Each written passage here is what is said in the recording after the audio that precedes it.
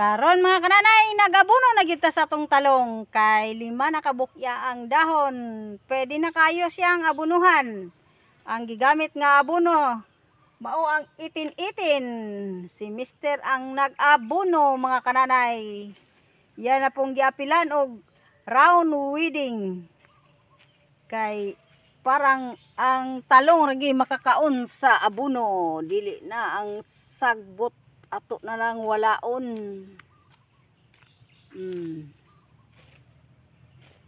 Round weeding to cultivate. Ang sipag talaga pag magtanom ta ng sitaw, talong kay og dili na to kugihon mga kananay ang paglimpyo, pag-abuno. Wala tay mahimo nga abot. Uban sa pagampo ato ning trabahoon jud, kugi jud, dili kita magtapol-tapol ani. Ito ang pagpananom. Kay Itong talong kailangan na masipag ka. Dahil kapag hindi ka masipag, masyado itong maalagain itong talong.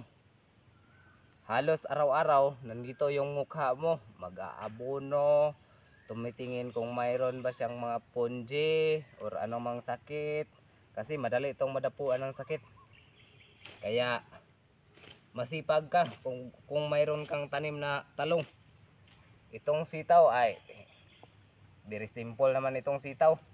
Pag tanim mo lang, pag tingin mo ay malaki na, lagyan mo ng abono, tapos bigla ka na lang mag-harvest. Pero itong talong ay aabot pa to ng 3 buwan. Tagad pa mahutdan ta, makapangutang ta ni padulong mga kananay. Sa ganitong edad, 14 days to 15 days siya bukas. Kaya tayo naglalagay ng abono ngayon. Yan, lagyan na natin tapos cultivate sa puno kasi direct seeding yung ginagawa natin. Successful naman yung ating direct seeding. Ayan, kung makikita nyo yung kanyang mga tubo, tigdalawa yung buto yung ating inilagay, dalawa din ang tumubo.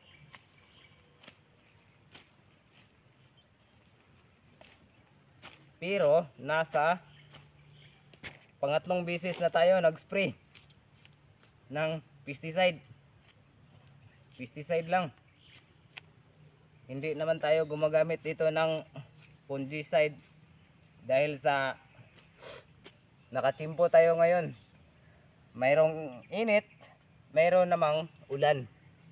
Kaya namamatay ang fungicide, yung fungi. Hindi tayo naggamit ng fungicide. Nakatipid tayo. Pero pag masyadong tag-ulan, gumamit tayo ng fungicide.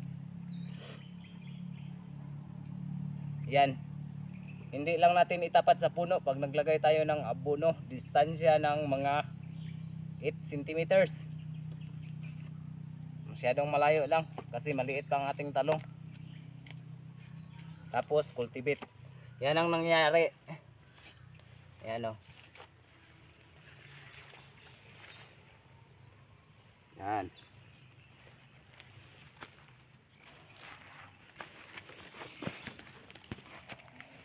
Ito ara ang talong. Nag-abunuhan o gi-round weedingan. Ayos. Happy farming!